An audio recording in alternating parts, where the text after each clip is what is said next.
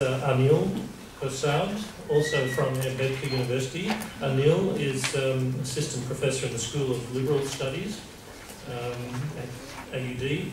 He has a PhD from University of Toronto. I think that's correct. No, Masters. Yeah. Okay. And a PhD at Jawaharlal Nehru University. He's interested in indigeneity, indigenous aspects.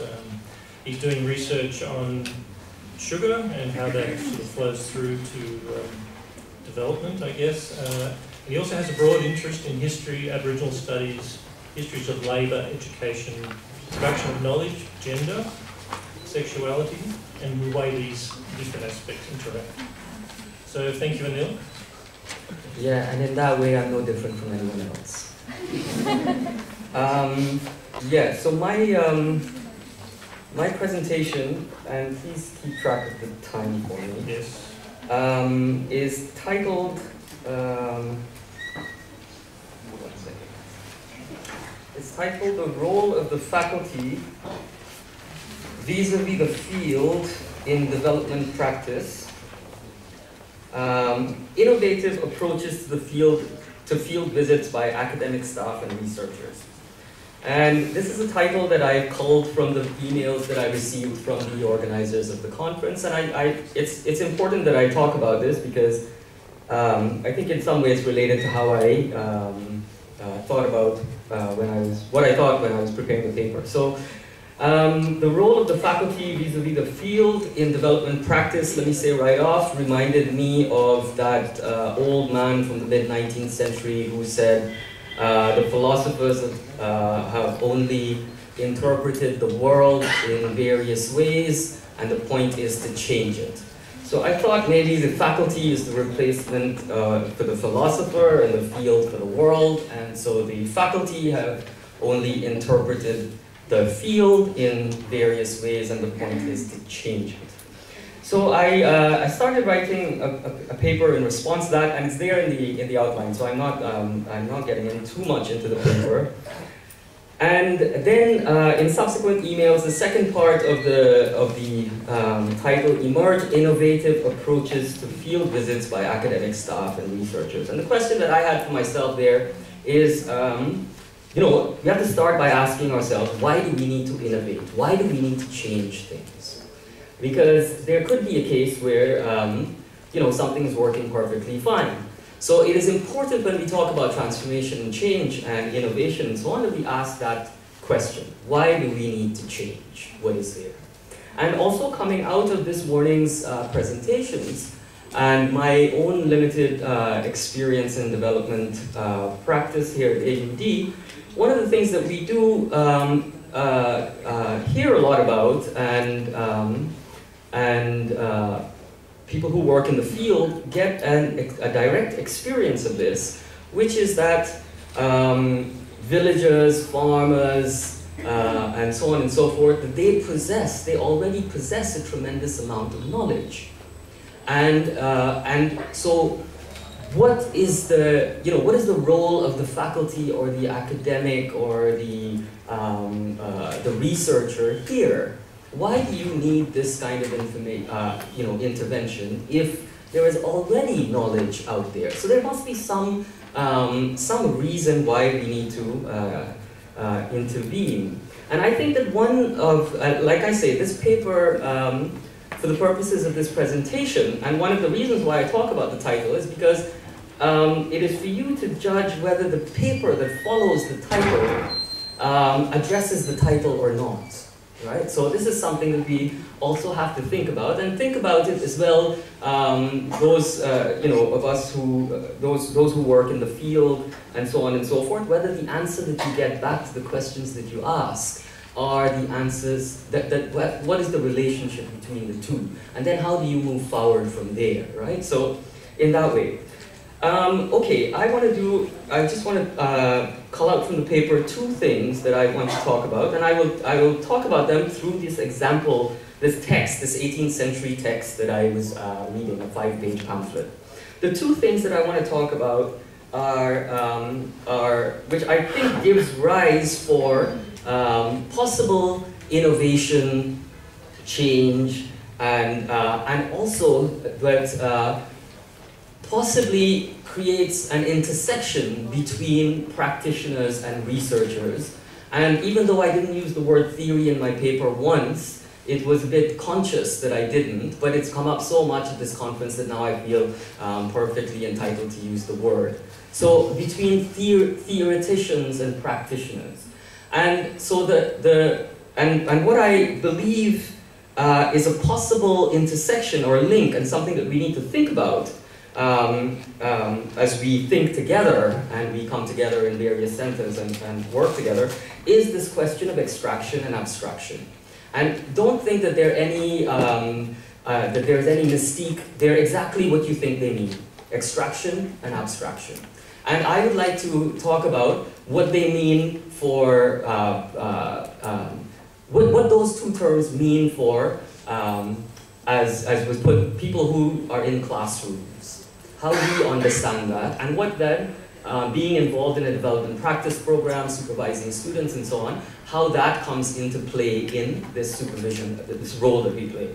The other thing that I wanted to highlight in the paper, and maybe this will help you if you do read the paper that's in the handout, is about the action researcher and what is action research. Because as I was saying earlier, if the worker, the farmer, the villager possesses this knowledge that comes out of the work that they're doing, how are they not an action researcher? So the question about, the one thing that I think that we can possibly think a little bit about is what kind of labor is action research, and what kinds of labor aren't action research, if that is the case. And what that then opens up are, again, theories about labor, the labor theory of value, or the value theory of labor. These are things that we also, in the classroom and so on, think about, and maybe it is relevant when we go out into the field as well. But yeah, so I wanted to talk about this pamphlet more than anything else, because it's a pamphlet written by a very close and dear friend of ours. He wrote it in 1782. This is Sir William Jones. And some of you might remember Sir William Jones, as he's been described to me as the first Bengali. Right? And this is the William Jones, the philologist, the linguist, who started the Asiatic Society and so on and so forth. And he is known more in that field. He just, he only lasted 11 years in India, so the field did him in a way. He couldn't acclimatize that well. He died of a swollen liver, I believe. And so he only had 11 years, but the man did a lot. But it's not the William Jones so much of Bengal that I'm interested, but in the few months before William Jones left England, and William Jones is a Welshman, he was on his way in a carriage from England to France to meet Benjamin Franklin. And on this journey, he conceived and wrote a pamphlet, which is a 5-page pamphlet, and it's titled in 1782. It was published anonymously initially, and the title was The Principles of Governance in a Dialogue Between a Scholar and a Peasant. And hopefully you can appreciate why I was attracted to that pamphlet right off the bat. But then reading it as well was a real eye-opener for me, because I felt I could have been reading some of the field work of our students in the development practice program. Maybe when the early stages of the program, they evolved from that. But Jones's pamphlet, which he wrote and then he left to England, left for India,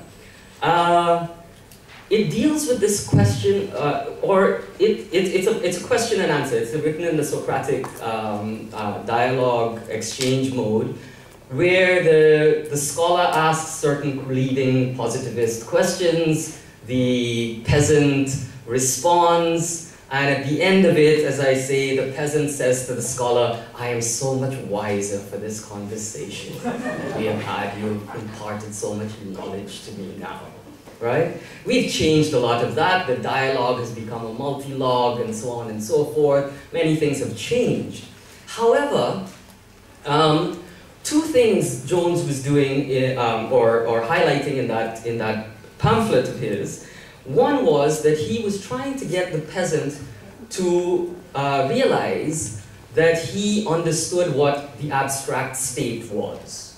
Right? So because the scholar shows up at this in this village or wherever, and he wants the peasant to sign a petition which would allow the peasants to have the right to decide who their lawmakers were, have a say in decision-making processes over their lives and so on. And this is what he comes with, and the peasant's first reply was, I don't really understand this stuff, just leave me to taking care of my livestock and my farm, and I leave this to other people who understand what states are and petitions and rights and so on and so forth.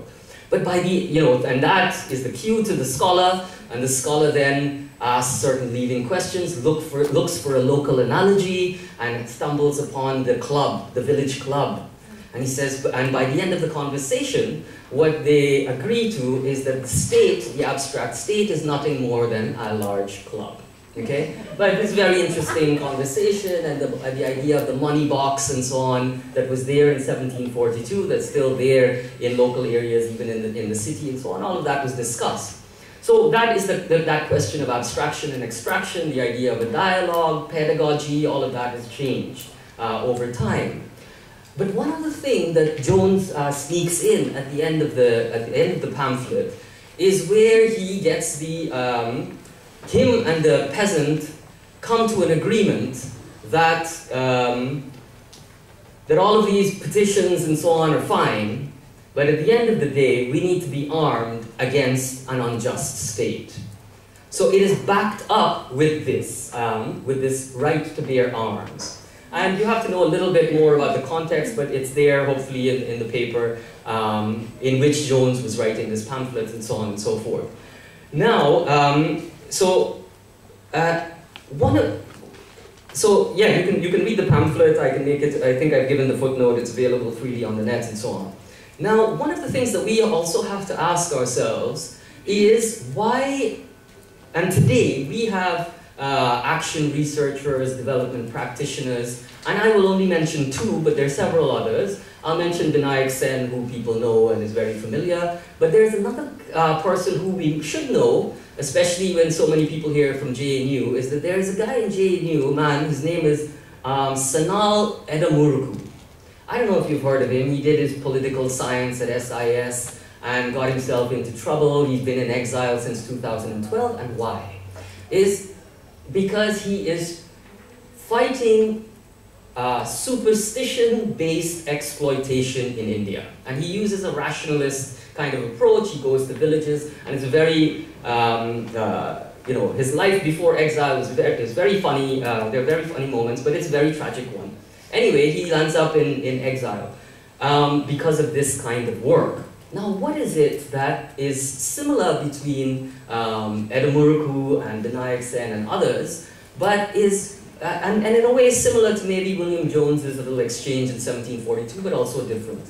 Now, one of the things that I want to highlight is that in the Jones pamphlet, which continued to be published until 1842 that we know about, and the title changed from Scholar and Peasant, Gentleman and Farmer, to Teacher and Worker in a Factory. Okay? The substance of it pretty much remains the same, but the dialogue, who the dialogue is happening between, that changes. Now, but one of the things that's different, and that pamphlet, another important thing about the pamphlet, which connects to what I want to say about development practice today, is that that pamphlet then gave rise, or gave occasion to the passing of what was the Libel Act in England of 1792, which allowed the jury to decide what was libelous or seditious. Because the publisher of that pamphlet was charged with sedition. libelous sedition in 1782, right? Now, you update the story here to Binayak Sen and so on, and the trials which everyone knows about, and we have to ask ourselves, what is the difference? Now, one of the things that you can think about is that call to arms, and this is William Jones. He's not a radical Marxist revolutionary. He is a man whose father is famous for inventing the sign pi. Okay, and he's a member of the Royal Society, a kind of a quasi-member of the aristocracy, and so on and so forth. But there's that little section at the end about the right to bear arms, and there's a context for that, why it's in the pamphlet.